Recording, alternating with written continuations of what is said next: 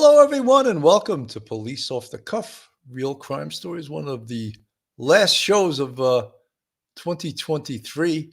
And if you notice, I have the white banner behind me, so that must mean I'm in a different location, and I sure am. I'm in Jupiter, Florida, uh, planning to stay for the better part of the winter till I have to come home in March for my son's wedding.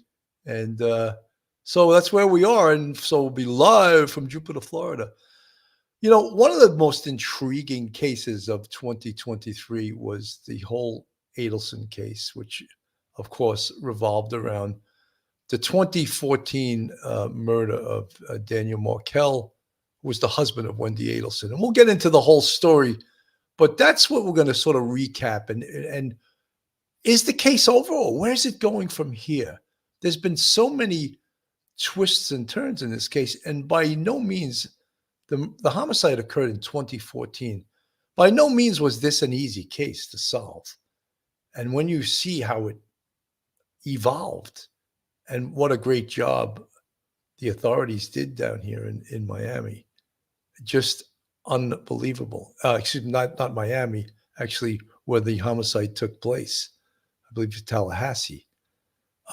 So they did a tremendous job. And of course, they did coordinate with the prosecutor in Miami. But an unbelievable case. And we're going to recap that today. So, guys, hold on to your seats and get ready to enter the off-the-cuff zone, the police off-the-cuff zone.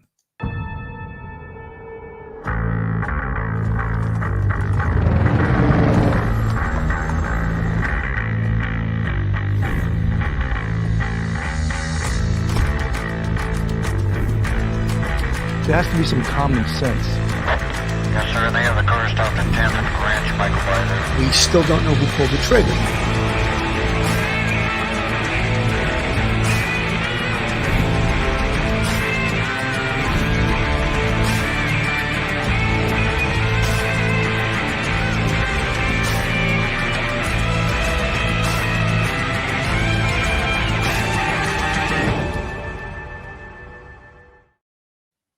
We're back. So joining me today, of course, and you know something, one of the things I really appreciate, and in 2023, of course, we have one more day after today of 2023, is the participation I get from my co-hosts. And the most frequent flyers, of course, have been Professor Mike Geary, a professor at Albertus Magnus College in Connecticut, retired NYPD sergeant, lawyer, and just all around nice guy and laid back guy. We sometimes call him Father Geary. And also straight out of Brooklyn, retired NYPD detective Phil Grimaldi. And I mean, they know how I feel about them privately, but they've done such an amazing job with me. And if you've ever done a podcast, you would know how difficult it is to do it by yourself, because not only are we the hosts, but we're doing all kinds of different things, posting up videos, photos, trying to speak, reading our notes. So, and I'm not trying to get applause or anything. I'm just saying. So it's so great. I just want to say how much I appreciate Mike Geary and Phil Grimaldi. So without further ado, let me invite retired NYPD sergeant, professor at Albertus Magnus, law degree, and he has a confession every once in a while. Professor Mike Geary. Mike, how you doing? Hey, Billy. Good afternoon. Good to see you. Good afternoon, everyone. You know, it's always great, Mike, when I call you with about an hour or 2 hours notice, say, Mike, what are you doing at 3 o'clock? Are you available? And you're like, yeah, I'm really not doing anything. Squeeze and I'm you in like, there. Yeah. It's so great because I do a lot of things at the spur of the moment. I said, let's just go. Let's do it. Let's go ahead. Let's do it. So, Mike, one of the cases, and again, perhaps tomorrow we may come on and highlight 3 of the top cases of 2023. Okay. And this one wasn't on it, although it's very close. However, the Adelson case is filled with surprises, and it goes back almost 10 years to 2014. So the whole dissertation today, of course, and you see it on the flyer that I put out on YouTube, and there it is on the screen. The Adelson family saga: Charles Adelson sentenced to life, Donna Adelson arrested, is Wendi next. And Wendi, of course, is the person all the way on the left of that thumbnail. And that's a question that we don't know the answer to. But I believe that this prosecution is not going to stop at the mother Donna. Your thoughts? Billy, I think the prosecutors would love to get Wendi, because she's the Black Widow in this. She's the one who, by complaining to her brother, uh, and her mother and her father, set the seeds, planted the seeds of of the beginning of this horrific murder for hire with her husband. And it's really sad. I would think that, depending on how it goes with the mother, what she may say, what may happen at trial, whatever deal they may have with her. Um, Wendi would be, I think, the like the cherry in the sundae, on top of the sundae. But they're going after the mother right now because they have some information, some of the things that she'd said, and some checks that she'd written, and so therefore she's next in line. But if I'm a prosecutor, I would love to have Wendi, because without her starting the ball rolling down the hill, this would never have happened. This homicide would never have happened in a million years. And up on the screen is a picture of their family, and of course, to the left, Dan Markel, an attorney, a professor of law, and the single photo here is, of course, Wendi Adelson, who sort of is, I guess you could say, the catalyst of this whole situation, because it would have never happened without her. And the one you see on the screen here, Wendi Adelson, and her mom, Donna Adelson. Yeah, and you see how much they actually do look alike. But Donna's been arrested. Donna's an elderly woman now, awaiting a trial in jail, held without bail. Because as we know, part of this story, Mike, is that when she sort of got word that potential was there that she was going to get arrested, what did she do? Well, she booked a flight by way of Dubai to Vietnam, because they don't have an extradition treaty with the United States, thinking that would keep her safe. But what they didn't realize, and what the naivete, if I may say, use that word, the naivete of these very, you would think, smart people, at least let's say educated people, right? Very educated people. Right. They spoke so freely on their phones and texted so freely on their phones and communicated so freely. Isn't there a chance, you think, that Big Brother, and in this case, the Popo, as we used to say up in Harlem, the Popo listening? Right. Don't you think the Popo were listening? Yeah, they were listening, and they got recording everything you say.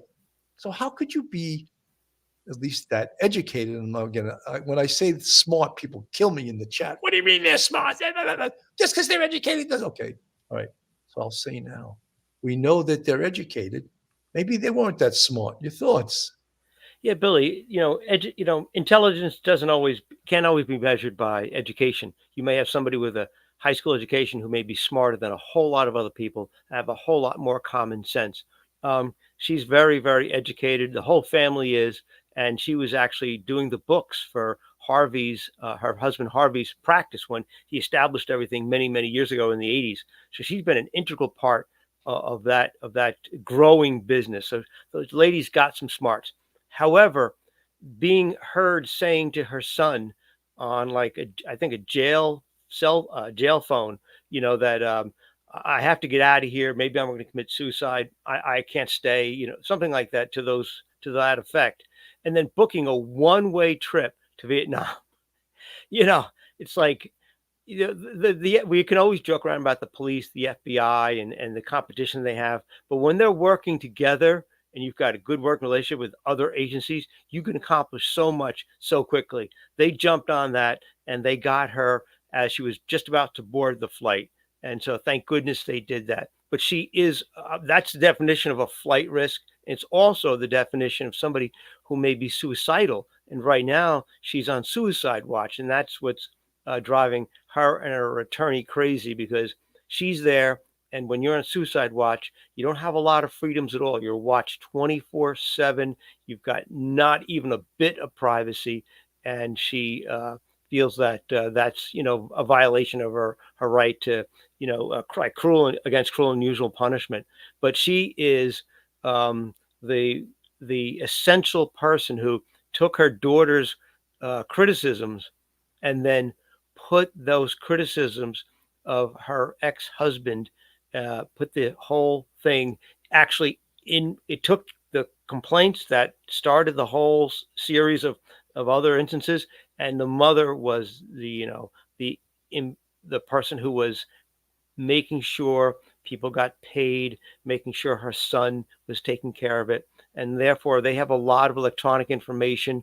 Her fingerprints aren't on a murder weapon, but they certainly have all kinds of text messages, phone taps, things like that. So the police know exactly what her role is in this case. She's the matriarch of the family, but she is a cold-blooded person, and what she did was put her daughter's wishes into a murderous plan, and she's paying the price right now.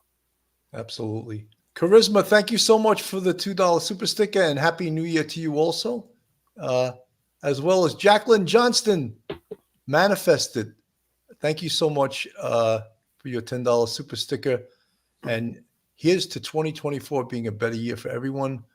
Hi, Professors Cannon and Geary. It's funny. I don't get called professor anymore, Mike, ever since I quit teaching in 2016. I always tell the story. I was up in Harlem. I forget exactly which street, 137th Street on 35th.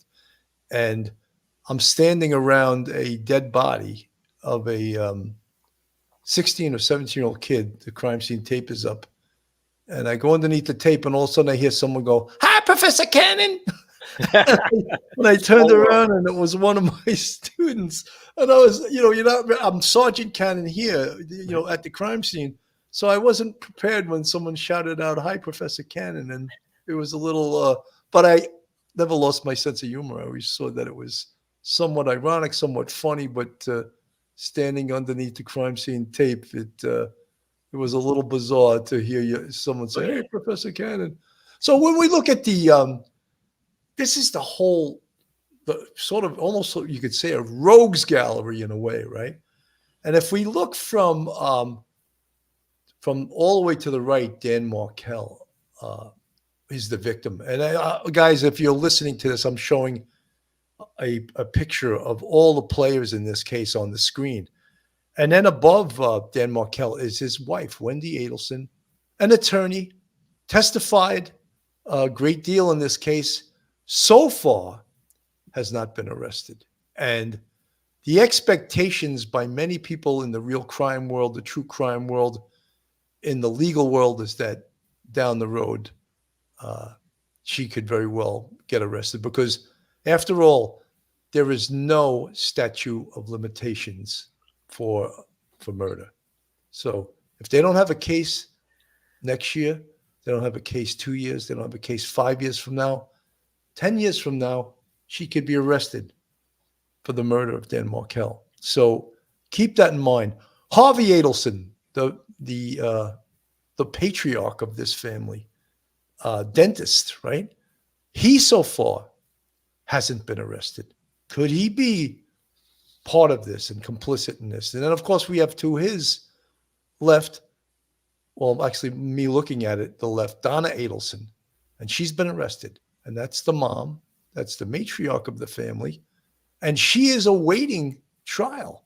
And as Mike said, they're holding her in jail right now because she's a flight risk and she's a danger to herself. And they could even say a danger to the community. Charles Adelson, periodontist, sentenced to life without parole. Below him, Catherine Magbanua. She also sentenced to life without parole. And she was the one who facilitated the shooters here. Sigfredo Tuto Garcia, he is the actual shooter in this case. And he is the baby's father of Catherine Magbanua's 2 children. And just to his, my right as I'm looking, Luis Tato Rivera, who was a high-ranking Latin king. And he was the driver in this case. He didn't fire his gun. He had a gun. And a lot of people, Mike, don't understand the concept of acting in concert. Right. And even though he did not pull that trigger, the law looks at it like, yes, you did, because you acted in concert. You were the driver, and you fully intended. If the other guy didn't shoot him, you were perfectly willing to. But he was offered some kind of deal to testify. So he's not going to be doing life without parole. He sort of, but people that I've noticed, many people in the chat, and look, I appreciate and I really respect everyone's opinion in the chat, as long as they keep it real and keep it courteous and not get insulting or anything like that. I respect them, but some people were pointing at him like, he testified and he wasn't one of the shooters, but he was one of the conspirators. He was willing to do whatever was necessary to kill Daniel Markel. Speak upon that, Mike. Yeah, he wasn't just a tangential, way out in the distance somewhere participant. He was actually driving, the shooter to the location where Dan Markel was, the home. Without him, the shooter may not have gotten there. They were acting in concert. They were, without one, the other one couldn't act. So therefore, his participation was essential for the success of their hit. And as you said, he had a gun on him at the same time. It wasn't like he had no idea what Sigfredo was going to do. Like, oh, we're just driving around a neighborhood. No, he knew Sigfredo and he were looking for the husband, Dan Markel. They knew they had to go to a location. They agreed to it. They got paid for this. They were going to do it. He was there. And probably also, in case anything happened, the fact that he had a firearm himself just demonstrates the fact that he was ready, willing, and able to use that firearm in addition to driving. So therefore, these aren't people who can say they weren't really sure what was going to happen. No, he was a indispensable part of the homicide. Absolutely. He's as guilty as anyone else in this, whether or not somebody was paid, was the money man, somebody rented the vehicle, somebody provided the firearms, somebody did the shooting, all that sort of stuff. All of these things are essential for the outcome to occur, and it did. And therefore, everybody was on the same page, working together to this nefarious end, the death of Dan Markel, the assassination death of Dan Markel. Yeah. Mike, so many times, I don't understand if our audience gets it, or not just our audience, but the concept of acting in concert, because, California was talking about getting rid of that part of the law. Yeah. Well, I mean, it's crazy. It's nuts. So if you conspire to kill somebody and you're just on the scene and you didn't pull the trigger, they were talking about dropping charges against that. And, we used to have that a lot in the crime of robbery. Robbers go out and sometimes 2 at a time, 3, 4, sometimes 5, 6, sometimes more than that. And if you're going to only charge the person that physically did the beatdown and not the person that was the lookout, not the person that by sheer force of being there intimidated the victim, then that's a crazy law. That's what in concert is about. Look, you can, what's it called when you're thinking of doing a crime and then renunciation, I think it is. Oh, renunciation, right. Renunciation. Yes. Wow, look at how I remember these legal words. I'm not even a lawyer. En route to the crime or whatever, you decide, I'm not going to do it. And you take action to remove yourself. Right. You could always do that. And then I could see that. But when you act in concert and you plan it and you take part in it right up to the point of pulling the trigger, you're in the trick bag, as straight out of Brooklyn Phil Grimaldi would say. Because you're benefiting directly from it. If you're a lookout or you're somebody who provides the weapon, you're probably driving the getaway car, you're the planner. If you are benefiting in any way, shape, or form from this occurrence, you are an active participant. You are equally responsible, whether you pull the trigger, whether you hit the person, whatever your role is, no matter how minor it is, you're holding the bag for the entire group of people. Everybody's acting in concert and they know what they want to do. There's a single purpose to it and everybody will benefit from it. So therefore, you can't say that you're not responsible as anyone else. Like you're 15% responsible and somebody else's worth is, 45% responsible. No. This isn't a math problem. You're there, you're in the bag. I remember, working in anti-crime, which is another thing that went the way of the horse and buggy. No more anti-crime, which was one of the most effective units on the NYPD.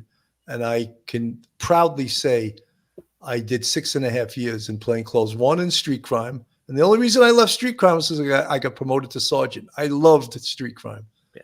But I did 5.5 more years, 3 as a cop and 3 as a sergeant. And I might have the numbers off a little bit there. 3.5 in that total in plainclothes as a cop and then 3 as a sergeant. I thought it was one of the most effective units on the NYPD. And one of the things we would have to articulate, you would watch someone on the street or a group of people that appeared to be by their actions were going to commit a robbery. And we would set up on them with our anti-crime team, much like robbers would set up on victims. Right. And we would actually almost have to wait till the robbery went down and then move in and make the arrest. And some people would be unhappy with that. Well, why didn't you just break it up?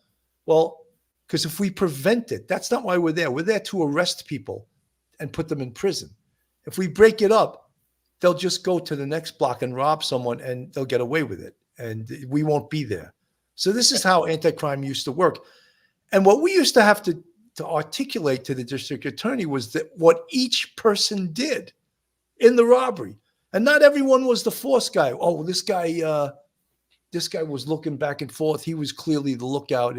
But you would have to articulate or they would decline prosecution against part of the crew if you could not articulate what each person did. And that was very difficult in wolf pack robberies, we used to call them. We used to get criticized for saying that you're comparing humans to wolves. Well, that's how they behave.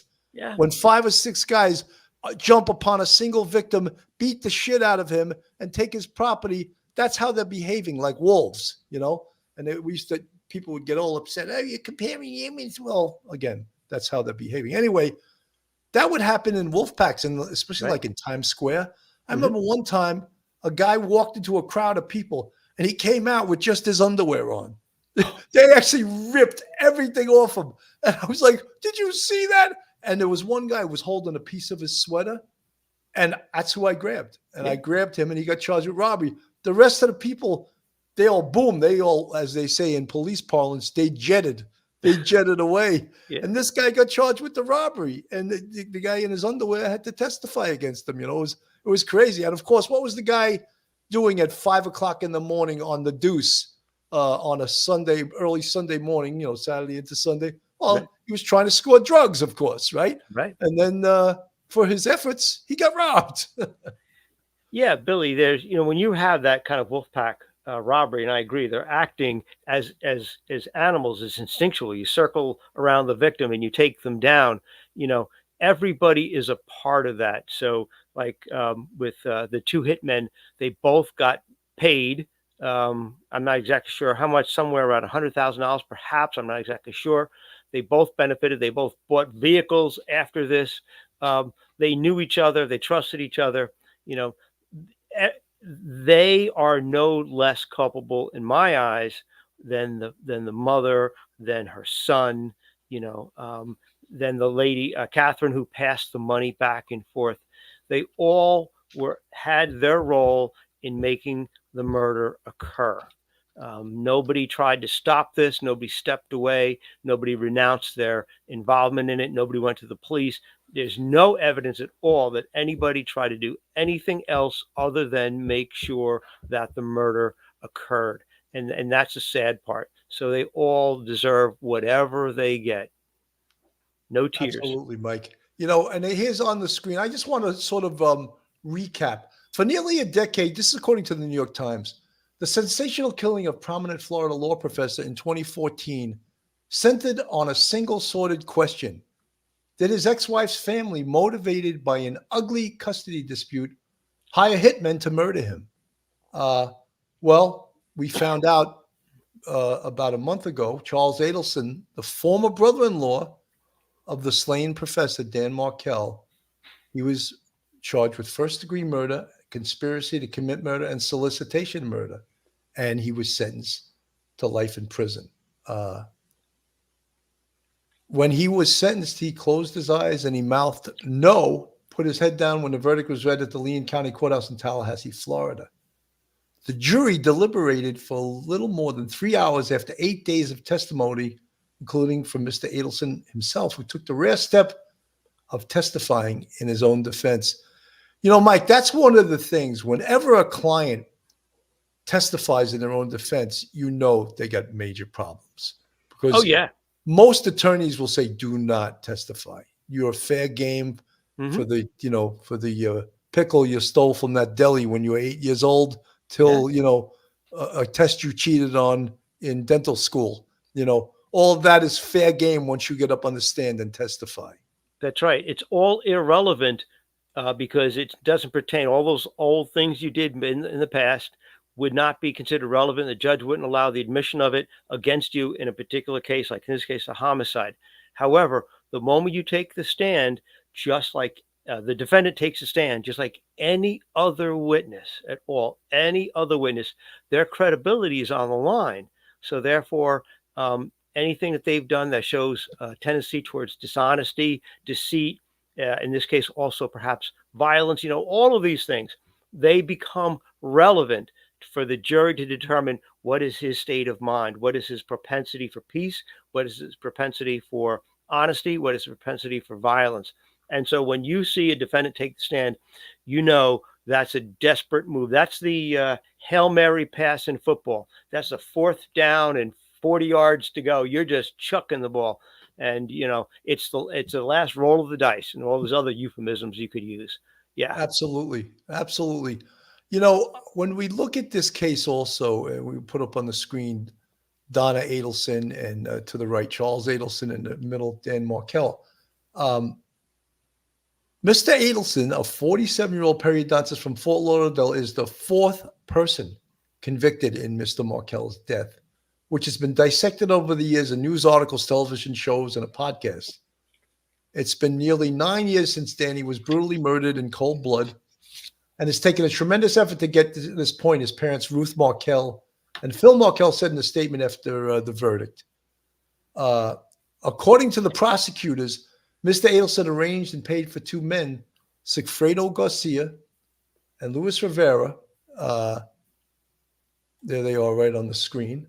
A leader of the North Miami Latin Kings gang, to drive to Tallahassee from Miami and kill Mr. Markel so that his ex-wife, Wendi Adelson, could relocate to South Florida with the couple's 2 young sons.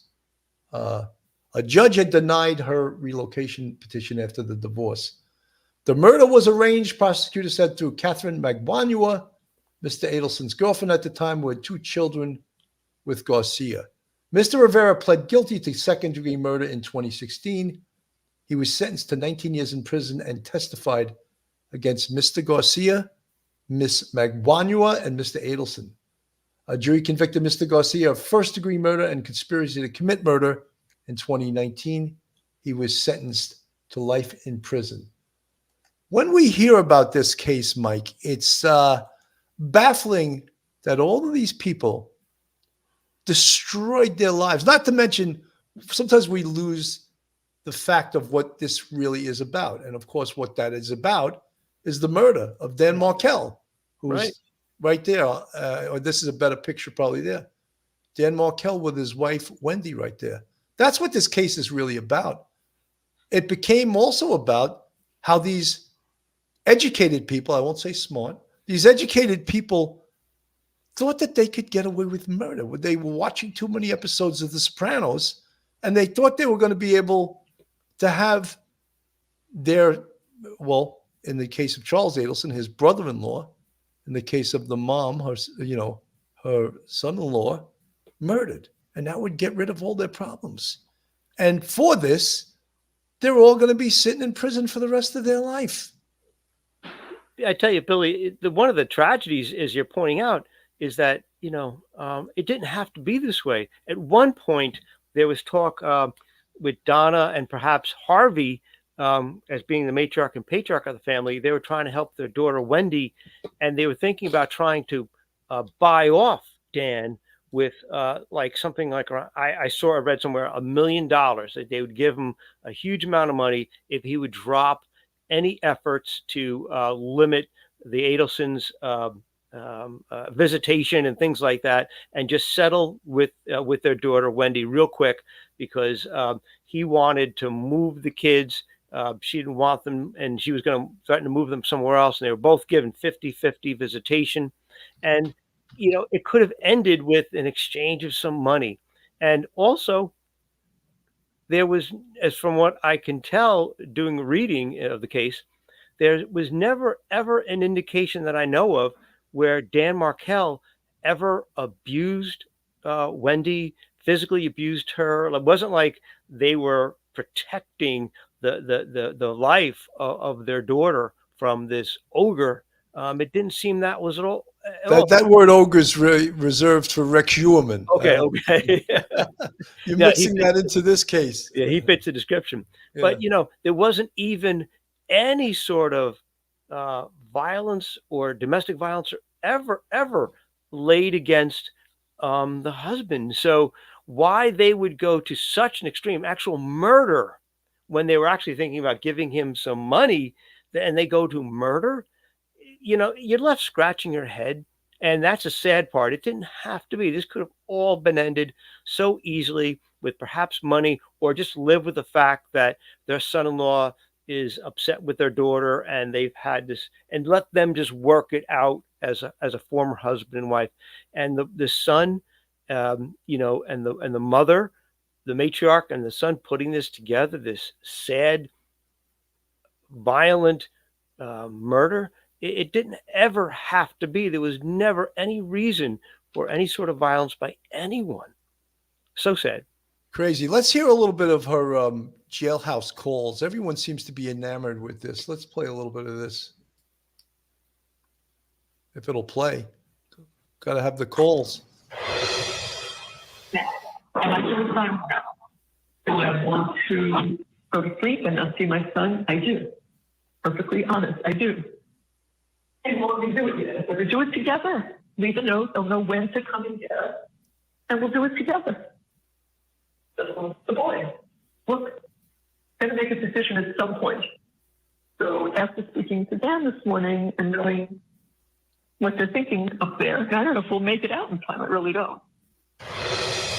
And there we hear her saying the word "we" a lot. So we're asking the question this morning. So, Mike, amazing, right? Like, you would think, okay, again, some intelligent people speaking so freely on the phone about about her intentions, about talking about committing suicide, when clearly she's a suspect, and talking to her son in jail, who is, they listen to your phone calls in jail. It's not a secret. I think they tell you that, but yet people continue not to believe it, and they keep talking, And they don't realize that for some reason, maybe they feel like their cell phone is private, or their text messaging is private, or what they say on a phone is private. No, your family, you got to know by this point, your son-in-law was killed 9 years ago. Your son is the main suspect. He's been convicted. You got to know that they're looking at you, and you got to know that you have no privacy. You got to consider yourself 24/7 under the watch of the police, either electronically or physically, watching your home.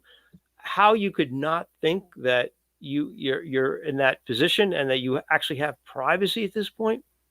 Again, it's smart and stupid at the same time. Wendi Adelson, not just a mom of two sons with her ex-husband Dan Markel, but a lawyer in her own right. a smart person. I use the term smart. I'm going to get killed High again. IQ. An educated person Right. with a law degree. And the fact that she testified pretty damn skillfully and didn't say anything like that was like a smoking gun Right. to get her put in the trick bag, but some things that do implicate her. I want to play a little bit of her testimony here because, look, you can easily say someone inadvertently, especially if you're on a stand, if you've ever testified. You could say things you didn't mean to say because lawyers are peppering you with questions and they try to get you not to think about your answer. Sometimes an attorney, prosecutor in this circumstance, will get into a rhythm and try to keep you as part of their rhythm to get you to answer quickly. So maybe you answer incorrectly or you say something you did not mean to say. I thought I was a pretty good witness when I testified. And I would never allow an attorney to do that to me. When an attorney started to pepper me with questions quickly, I would purposely slow down. And if he objected to me slowing down, I would ask him to repeat the question. And that would totally throw his rhythm off. Or I would say, I'm not sure I really understand your question. And really, as well as it was an attorney's technique to try to get you to answer quickly, it's a witness's technique to try to get the attorney to slow down. And in no way was I was telling the truth. However, I wanted to make sure I told the truth the way I remembered and not at the speed that this attorney wanted it, because he wanted me to say something that was incorrect. That's right. That's right. It's one of the battles that occurs in a trial when the prosecutor is asking questions and the defense doesn't like it, whatever they're doing. They're gonna sit there, start objecting, and just breaking the rhythm. That's a very important thing to do as an adversary, whether you're a defense attorney or prosecutor.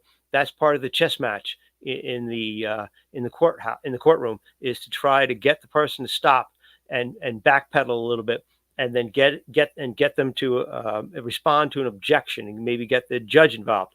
And by the time they get back to their original questioning, they're like, okay, where? Oh, here I am. Yeah, one more. And then you slowed everything down. It gives the witness a chance also to compose themselves. Absolutely, that's a really important strategy in the courtroom.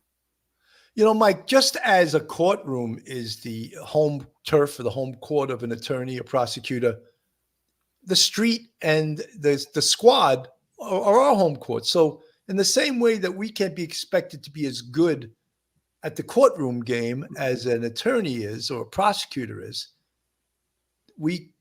a suspect or a witness can't be expected to match wits with an experienced detective in a squad room or on the street. That's right. So you have to realize that and not get so cocky that you think that, oh, I can take on this attorney. No, you can't.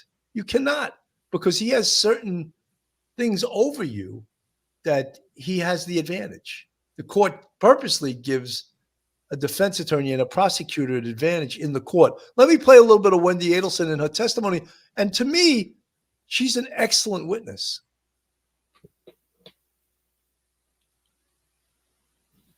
Did you rent a house in Tallahassee after the murder?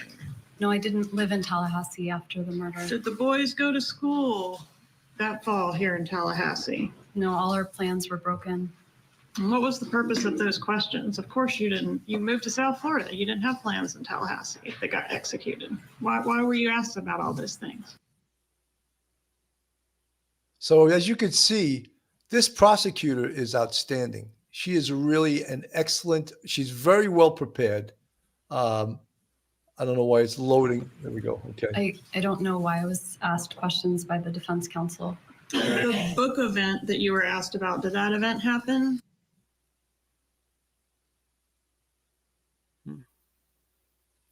So the prosecutor knows where she's going with these questions. Most times the witness does not know why. I didn't speak at the event, but the event still happened.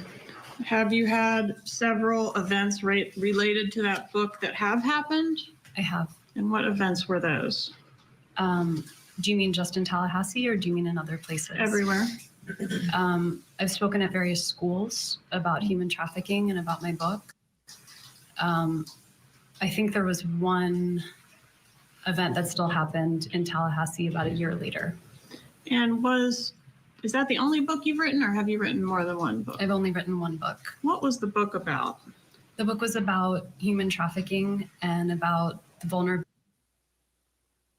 So you can see she's a very, very good trafficking witness. Problems when it occurs, and basically how to recover from it after. Where was the book set? It was set in a fictional town. What was the name of the fictional town? Hiawassee Springs. So Hiawassee. Is it located in the panhandle of Florida? No, I used to see the name when I was driving from Tallahassee to Orlando, so it's somewhere in between. And was the place modeled after? So people are asking, why does she answer so Tallahassee? slowly? It was definitely somewhere in Florida, but not supposed to be about Tallahassee, no. Who was the central character in that book? So there's three central characters. One was one of my clients, kind of a composite character from Eastern Europe. One was kind of a composite character of many clients I represent. So excellent testimony, very slow, and she's very thoughtful. She thinks about her answers, and that's really important to do, to think about what you're going to say. So a prosecutor doesn't get From Latin America, and one was a public interest lawyer. speed you up. And was the public interest lawyer Lily? Yes. And is that the character that's sort of based after yourself? No, really more based after a friend of mine. And was Hiawassee, Florida, quote, just a small stop on the way back to what we had previously known as civilization? Is that a quote from your book? That sounds like a quote from my book, yeah. And who's the husband of Lily, the public interest lawyer? You want his name in the book? Yes. I think it was Josh Stone. All right. And what was Josh's employment? Josh was an English professor.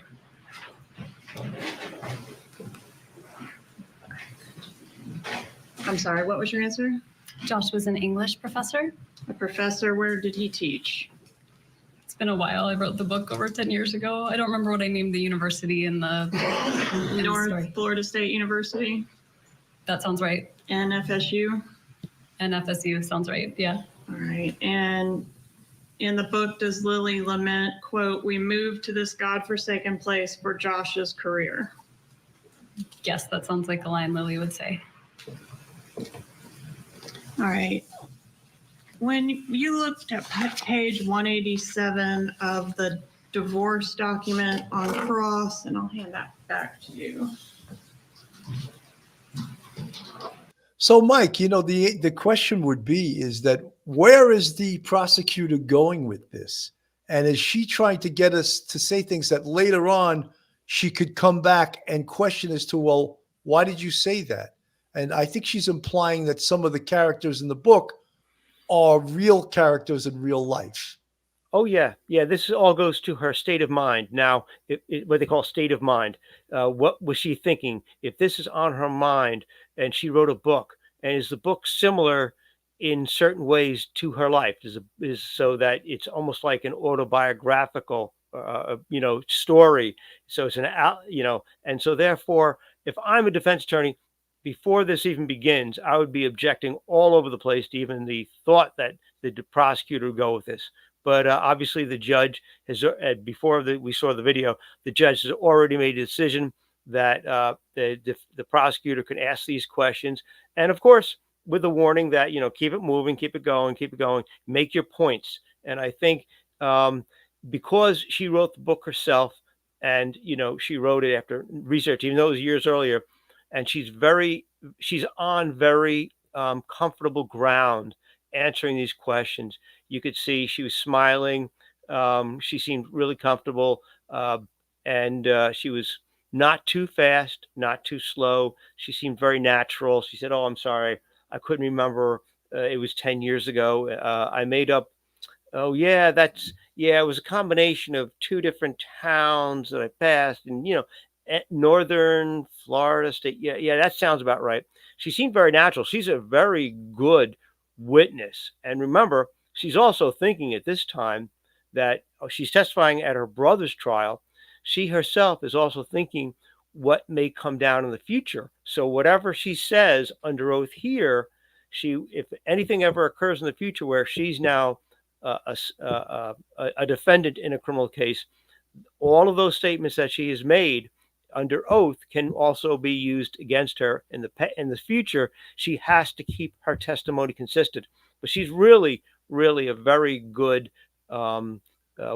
witness right there. I think she's excellent. And the fact that she wrote the book 10 years ago, Mm-hmm. and her recollection, I guess she may have been told, I'm going to ask you some questions about your book. So if you could be up on it, I may ask you. Mm-hmm. She may even, because let's not forget, she's a witness. Yeah. So she may meet with the district attorney prior to testifying to perhaps ask her questions and prep her. We all would go to prep before a trial. Sure. We used to do that on the NYPD. Let me just go right to a quick commercial, Mike.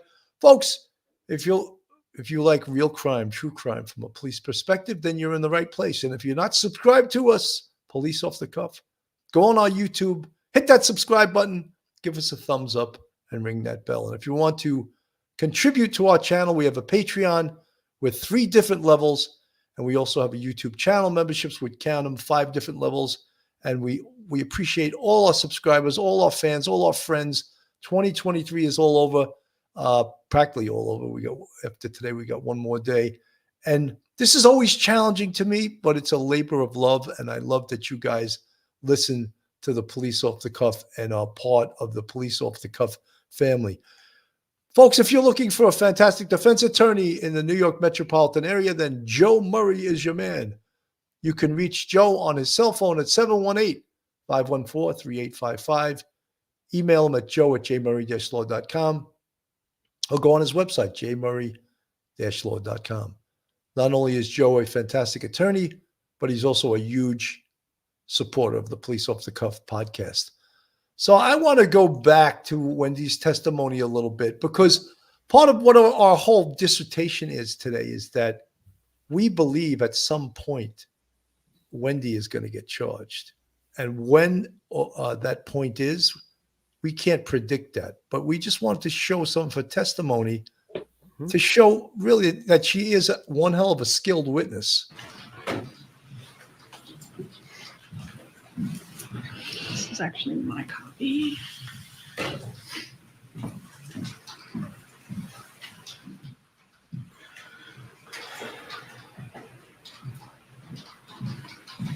Let me just turn back to 187.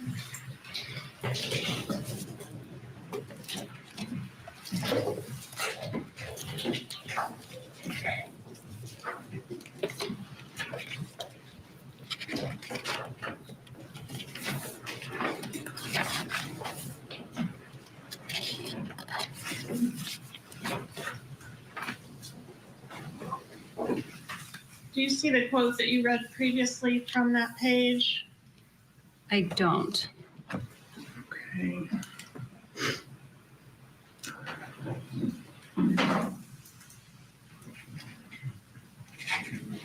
It had to do with, let's see if I can find it, that you were very unhappy in the marriage. I think it's the 3rd paragraph there. I see that line. Okay, the wife has been very unhappy in the marriage and files her petition for dissolution of marriage in August 2012. The husband continues to characterize this as abandonment, and then it goes on to say that he had been disparaging you to some of the folks at the law school. Do you remember reading that? I do. Was that intended to be the place in this binder where you allege emotional abuse by your husband? I mean, I think it's emotionally abusive to suggest somebody has mental health issues. Okay.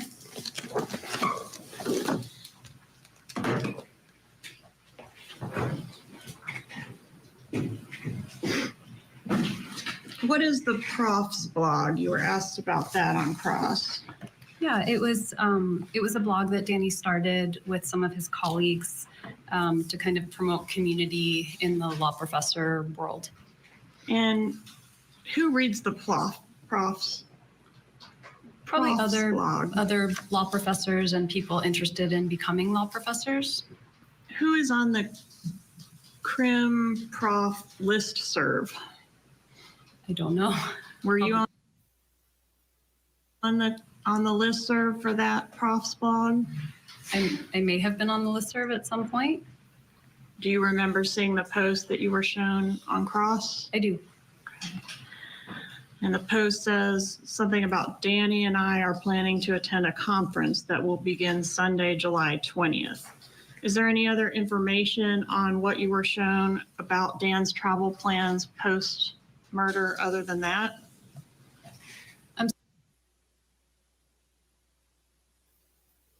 So sorry, guys, it's loading. We're having a little bit of a slower Wi-Fi problem today. Hopefully it'll kick in as I'm talking. But Mike, one of the major things here also is the fact that how do you think her brother feels about... Sorry, can you Go please ahead. repeat the question? The post says, Danny and I guess it's another professor writing this thing. Danny and I are planning to attend a conference that will begin Sunday, July 20th. Is that the type of information that he would typically have on something like the Prof's blog or Facebook? That sounds right. Okay, but as far as the date he's leaving, the flight he's on, that kind of stuff, would that typically be on the Prof's blog? He wouldn't put what flight number he was on, but he would almost always communicate when he was going on a trip. Okay, so going to a conference that starts July 20th might be an example. Flying to New York tomorrow would be an example. Okay, but Not, he didn't not put a flight number. But he didn't put flying to New York tomorrow on this occasion. No. So Mike, I have to stop right here on this. Why, her testifying, why would she agree to do so? Well, this looks like the prosecutor is questioning her more as if she's an adversarial witness, rather, because sometimes you'll have a witness that'll come into a trial. There'll be a witness for, say, for the prosecutor. They'll bring the witness in. It's their witness. They'll do a direct examination, and suddenly the answers that they're giving are not the ones that they've gone over with you previously during trial prep. They're going way off script. They're doing some, that sort of thing, and you're wondering what the hell's going on. If you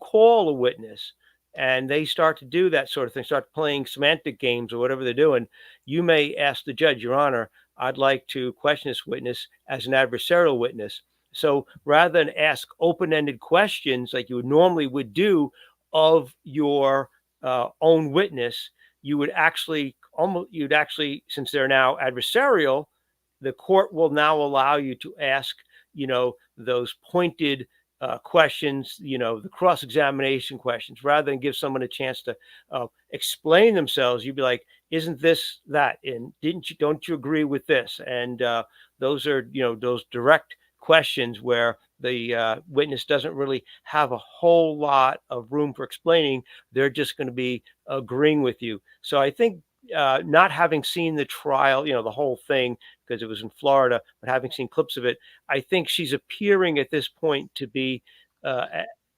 questioned almost as an adversarial witness by the prosecutors. Well, Mike, knowing that potentially she could be thrown into the trick bag, yeah. What if she said, I don't want to testify? She doesn't have to, right? Well, you can be compelled with a subpoena to, get into the court. And what if she goes up on the stand and says, I take the fifth? That would be very interesting, because she takes the fifth. She could do that. She could do that. You have that that Fifth and 14th Amendment right to do that sort of thing.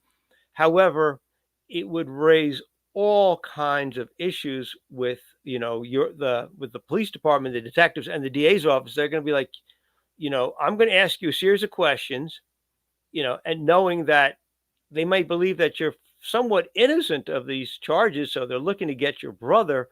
but they're maybe nibbling around the edges just to see But then where. my point is that they did it anyway.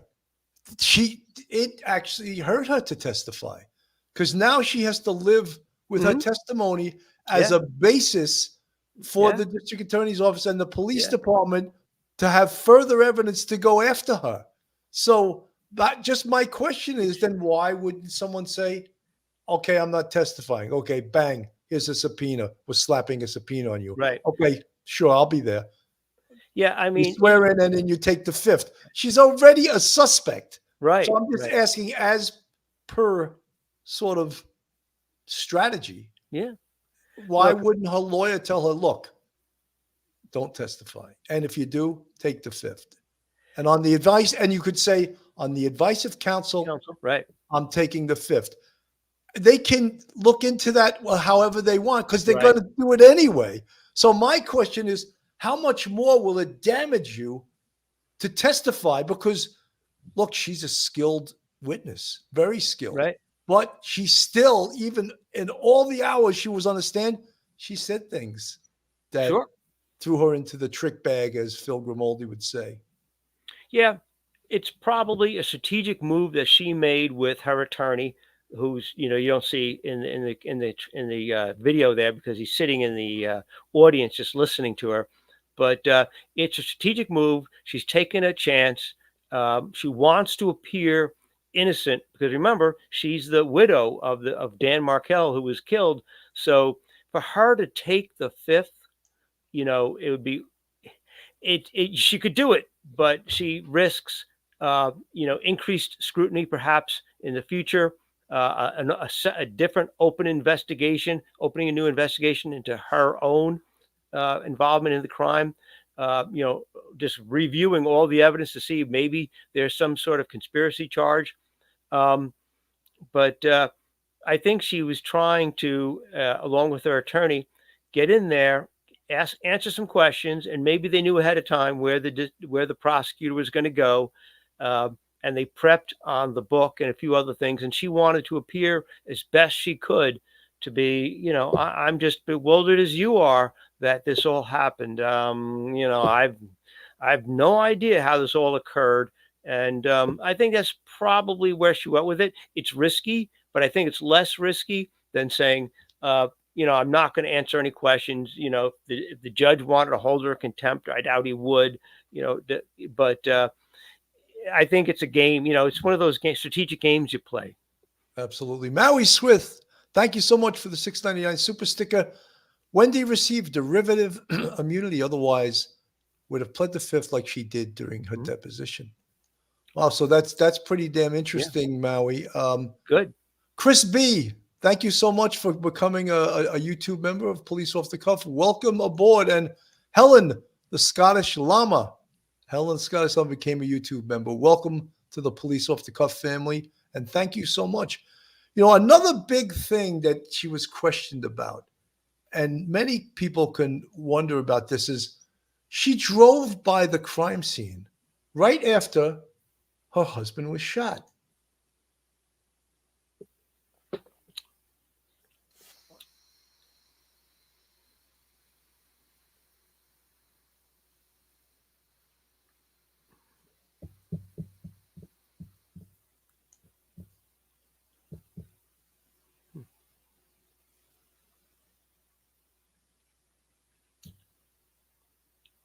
Did we lose So the? let's move on. Yeah. Oh no. Yeah, that would be a very interesting thing to bring up. How is it that you actually drove by within a very brief period of time? Because that, as we've talked about in the Koberger case, driving by 1122 Kings Road, about 5 or 6 hours after the homicides occurred, and before the police were even called. We talked about that being consciousness of guilt. I knew you were going to say it. A show can't go by without you saying consciousness of guilt. I can't help it. Everything is consciousness of guilt. Yes. So therefore, if that is one of the most strangest coincidences on earth, or she was just checking out the handiwork of the shooters and perhaps knew with fair bit of certainty what the actual timing of the shooting would be, because he was shot after he dropped his kids off at school and then went to a gym. And so they were pretty much following him and then watching him the whole time, and then shot him as he got out of his car in his driveway. And I think they shot right through the driver's side window. So, Mike, just to mention, there were people in the chat, and I'll just mention this, no one by name, that felt the one shooter, the Latin King gentleman, Luis Rivera, who was cooperating witness, that they had other opportunities and they wouldn't shoot him because he was with his kids. Like, and some people felt like, like, are you kidding me? They still went, they took the deal to kill him. yeah. Oh, is it complimentary that they didn't shoot him when his kids were there because they're afraid they would shoot the kids? I'm not. I can't give him a lot of points for that. I'm not feeling a lot of kudos for that, but there are those that do. Oh, they were good criminals. They were very nice criminals. They wouldn't shoot him because he was with his kids. No, I mean, that's still agreed to murder a human being. I got to agree with you there, Billy. They're a little bit more professional than other people would be. So there'll be a lot less witnesses and there would be no other collateral damage to anybody. Maybe a bullet would go through Dan and enter the son, that sort of thing. Maybe they were a little bit more skilled and therefore they did it the way they did. But don't give them credit for that. No, I don't. But I'm just saying, people in the chat. There are many who have. Yeah.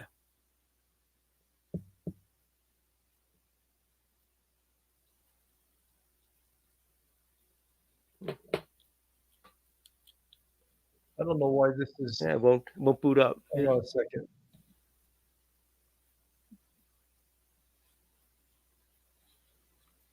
Hang on, let me just add this to the screen. There we go. She said she barely made it onto Trescott before. She's talking about driving toward the crime scene. And it was almost like she was trying to see if the job was in fact done. Yeah. And it's hard to explain. Then what were you doing there? Why were you driving by your husband's house and you saw something was going on? Crime scene tape around his house. He had just been with your children or dropping off or picking up your children, and you weren't curious enough to try to find out, well, what's actually going on? What's going on here? She saw police. I went to turn on Trescott Drive, but I saw that it had been blocked off by some tape, and so I just kept driving on Centerville. So amazing, right? That she didn't think there was tape. Yeah, and an officer was there. I didn't see an officer, but I did see a car. Interesting that she didn't roll down a window, stop, and ask an officer what happened. Oh, yeah, there's the man I used to be married to. There's crime scene tape around his house, and I'm just going to, just wondering. Yeah, I think that somewhat shows that she was trying to see, did it happen? Did it go down? Is it completed? Right. I would think a law enforcement marked vehicle. This is around where that police roadblock would have been, according to the officer on the scene's testimony. Wendi claimed she couldn't see what was happening at Markel's house from her car. It's the one you see there with the brick mailbox. It's about 2 houses from that speed hump sign. And the road winds out to where it's more visible to see that mailbox, but you can't make out exactly because of the trees, the actual house building. So interesting, Mike. And again, that is a big, strong piece of evidence. And if it's again, very, very circumstantial. And we've spoken about circumstantial evidence on this show numerous times. And circumstantial evidence simply means that from which inferences are drawn. It's hard for me to even say that sentence. That from which inferences are drawn is circumstantial evidence. So that doesn't sound so strong, except pile a lot of it up on top of each other, as in the Koberger case. And we're not going to get into that, but lots of circumstantial evidence starts building truths, starts building, oh, I see. I think I get it, right? Right. Yeah, Billy, Wendy's fortunate right now because as of right now, they don't have they can't. You had to use a figure of speech. The smoking gun. They don't have a little bit of smoking gun evidence to rope her into the actual conspiracy. And perhaps her brother and her mother were the driving forces, and maybe she was left out, deliberately left out. But obviously, if you're driving by, not coincidentally, in my opinion, driving by the crime scene that shortly after the crime occurred, you have a little bit of explaining to do, but it may not be right now. They don't have enough for an indictment. Remember, indictment, and the people in the chat should know, indictment is only based on probable cause. And so it's very, very different, lot less than an actual conviction, which is called proof beyond a reasonable doubt. So I don't think this is a closed case whatsoever, even with Donna, with her mother being arrested and charged, and there'll be a court case with that. But I think that the prosecutor would love to put the handcuffs on Wendi, but I think right now they're just lacking that one breakthrough piece of evidence. Mike, I've said this on other cases that sometimes in homicide investigation, the killer will hang around or come back to the crime scene. And we had that many times in Manhattan North where the murder would be out on the street and there'd be crime scene tape around the scene, and it'd be literally hundreds and hundreds of people that had come out of their apartment buildings to stand outside that tape because they want to see what's going on. Mm-hmm. And I used to always say in my mind, I didn't say it out loud, hundreds of people know who did this. They all know. And it's our job to get one of them or two of them to come forward as a witness. And guess what? The shooter might be in that crowd right now because no one's going to point him out to the police. That's, snitches get stitches, as they say. And I'm sort of drawing a parallel to this in a way, is that she surely wasn't the shooter or the killer in this, but yet, again, I'll bring up your term, consciousness of guilt. She may have a party to this. She may be party to this, and that's why she's checking out the scene. So surely that type of evidence cannot help her, can only hurt her. And the district attorney in this did bring this up and kept her, well, why did you do this? Why did you do that? Why did you not go check and see what was going on?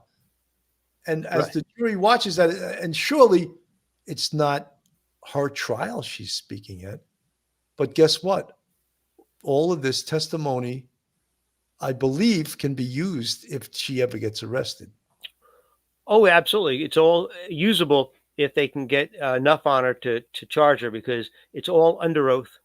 And so therefore she would, if there was a future trial and she was questioned about the same set of circumstances, why she was there at that time, where was she going, why didn't she get out of the car, there was a marked office car there was a uniformed officer, why didn't you stop and talk? All of those things she would have to give pretty much almost exactly the same answer. She couldn't start making stuff up. So she's under oath, and she has to live with that testimony now. I'm sure she and her attorney are keeping their fingers crossed that there's not another piece of evidence out there that may come to fruit, that may be discovered, or somebody may say something to the police or whisper in their ear, and I think that's where she's at right now. Brandon Hossman, hope I pronounced your name correctly. The thing is, Wendi is comfortable with her story. She has testified multiple times in court. The reason I put this on the screen is you're so right. Yeah. She's almost a professional witness. She's so good.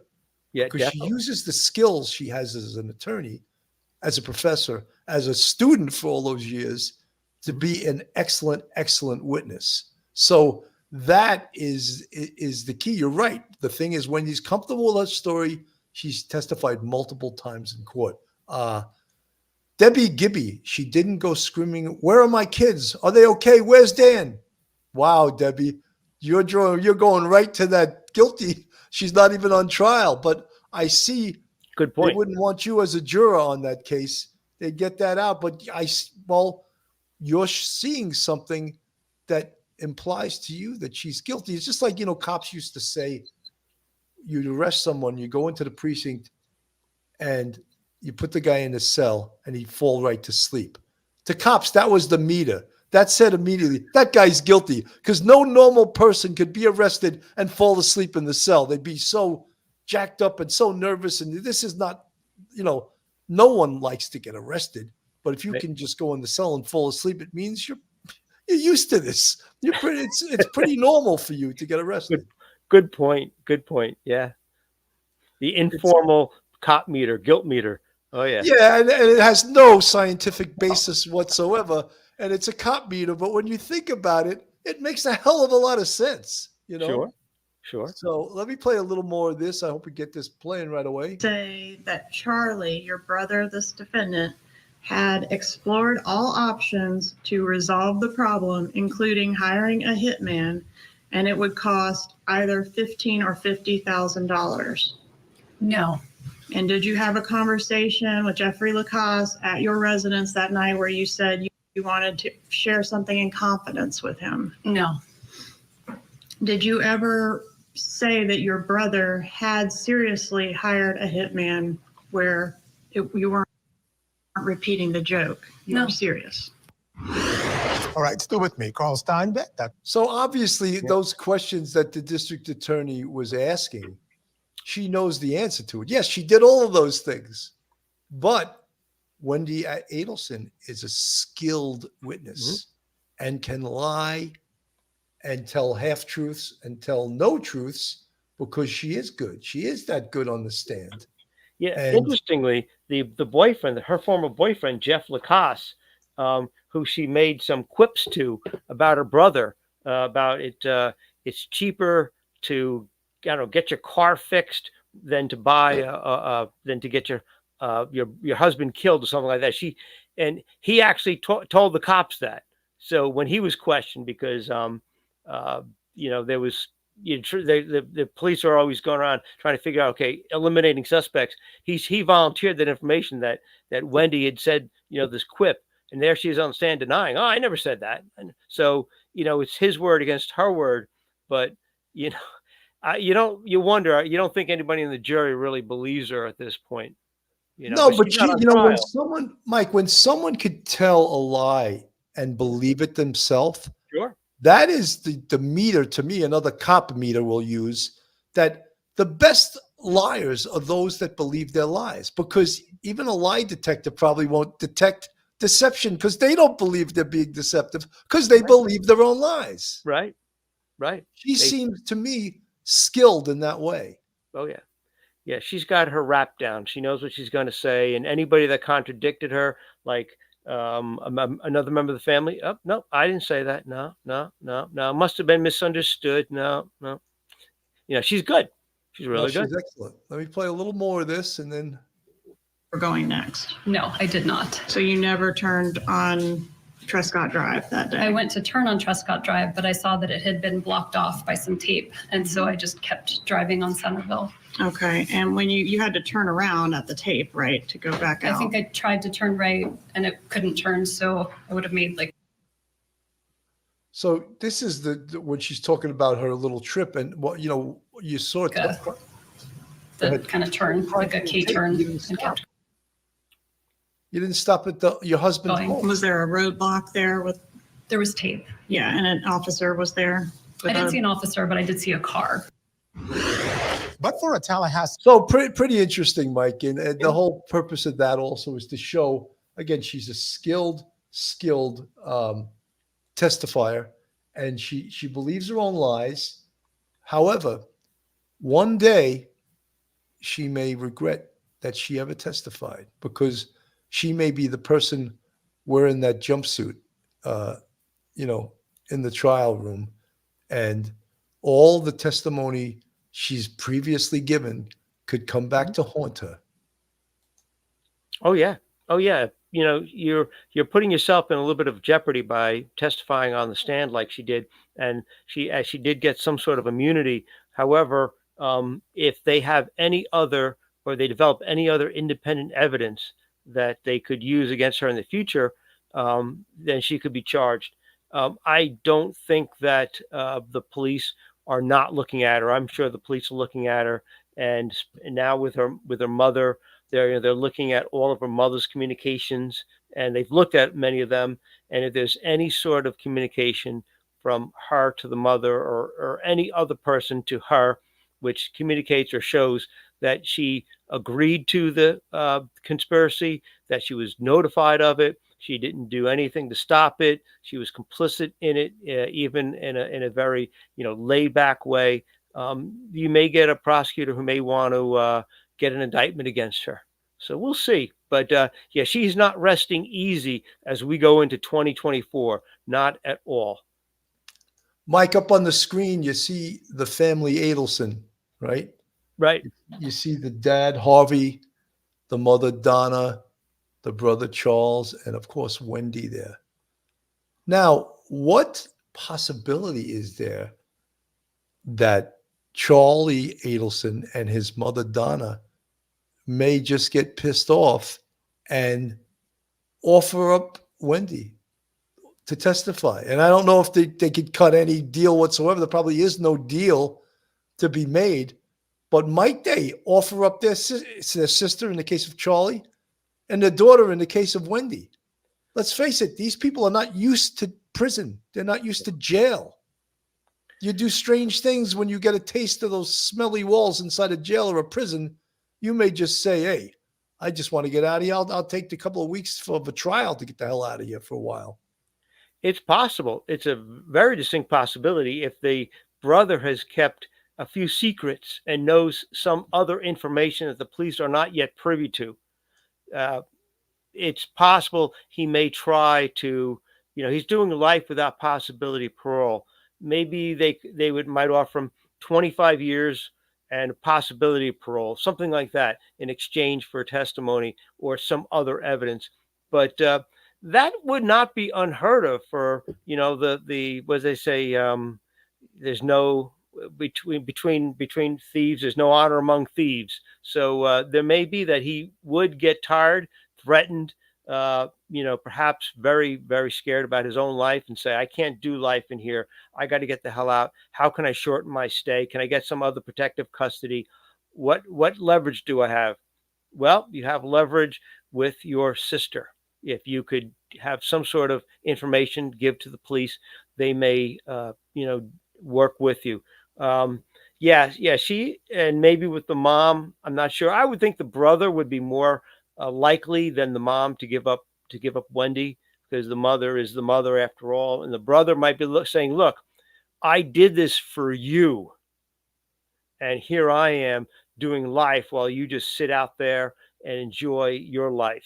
You enjoy your career, and I'm sitting here. It was all for the benefit of you, not for me. You may see that sort of attitude from the brother. Absolutely.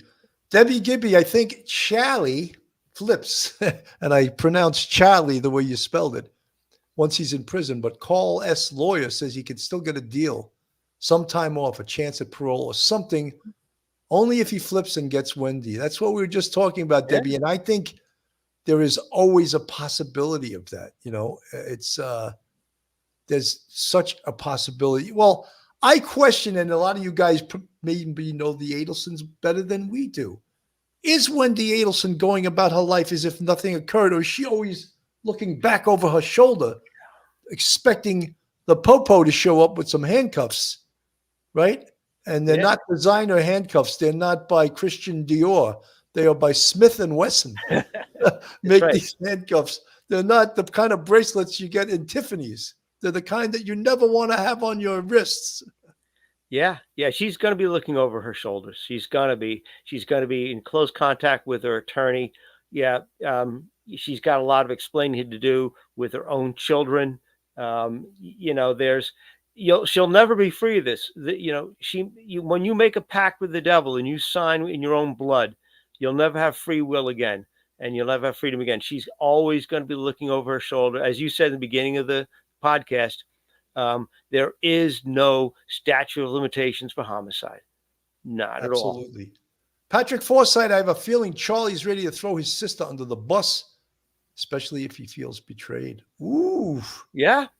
betrayal is a thing that no Powerful. one wants to be betrayed. And look, even wise guys. Well, wise guys flip all the time, but mafia guys, they take the oath of omerta, and it means nothing once they're looking at life behind bars.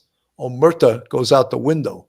Omerta goes out, and they start singing like a parakeet, And these are people that have never experienced getting arrested before or going to jail before going to prison. And believe me, it does crazy things to you. Sarah Fernley, Wendi was deeply jealous of her ex-husband, his career, his bond with his kids. Her family came to hate him and were wild about him winning any legal battles. The kids were treated as chattels. Yeah, I think that this family had some issues. They definitely, that covers a lot of things when you say someone has issues, right? Yeah. Laura Gregory, Harvey is now hanging up on Donna. Oh, well, he's be smart. He doesn't want to have his calls taped, if that's really the case, Lori. Legal-minded friends, Karen Cole, I heard Wendy's dating a police officer. I would tell that police officer, run for the hills. You don't want to even be party to any of that stuff. So crazy. No. So, Mike, I think today's show was a lot of fun. It was a lot of fun recapping this. This was one of the major cases in 2023 and could still be a major case in 2024, as there's still Harvey Adelson and Wendi Adelson are still out there, still walking free, as the mom, Donna Adelson, 73 years old, and Charlie Adelson was sentenced to life in prison. Donna hasn't gone to trial yet. So yeah, this case is by no means in one of our big, and I'll use the term dissertation again, is we believe Wendi has got some problems in the next few years. And again, it could take a while, could take more than a few years for them to put the case together. Donna Champion, if that was my sister behaving like Miss Innocent, I would flip. I hope Wendy's 2024 isn't all strawberries and cream. Yeah, that's a good way to put it. She seems like, though, she's probably a narcissist, Harvey is not taking Donna's calls. Why is Wendi controlling Harvey? Because she's a control freak. She's definitely, could the father Harvey not testify against Wendi? What if they all start pointing that way? People will do things to stay out of the trick bag themselves, Sarah Fernley, hi, Rachella. Nice to pop into here, Bill and Professor Gary. They're always on point. Thank you so much. And you guys, I've seen a lot of new people in the chat today. I hope you enjoyed our show. I hope you subscribe to Police Off the Cuff. It's free to do so. Join us as we go into 2024. Always great to see new people. Always great to see people from across the pond, as we used to say. And it's great to see new names in the chat. Mike, we went on. I was saying, maybe we'll just do 45 minutes. Well, that never seems to work out. It always seems that we're narcissists too. We just like to hear ourselves talk, I think. Sunset Gazing, what is happening to society? People are becoming more and more soulless, with no value for human life. How about the girl who killed a sibling due to an argument over Christmas gifts? That's life. I hope not. I hope it's not part of my life ever, we used to see murders like that, in a city, and just it never made sense to us. Never does murder ever make sense, I guess. You can maybe understand a motive, what motivated somebody, but it never makes sense as to why someone takes someone else's life, unless it's in self-defense. Other than that, you can't really understand it.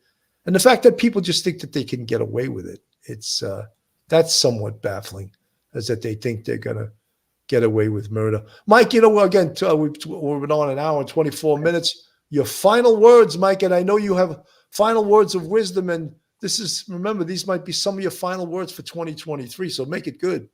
Oh, you're putting a lot of pressure on me, man. Ah, Oh, Father Geary is hearing confessions today at 5 p.m. no. Daddy Geary, Daddy Daddy Geary. No, this is it's a great case to look at from our perspective, but it is like a Shakespearean tragedy because you have these people who've had such a great impact on people in the area, taking care of their health. And for many, many years, they were considered a wonderful family. And it was all brought down by, anger and greed over the children, and where no violence at all was ever really necessary. And the murder occurs and everyone's lives have been ruined.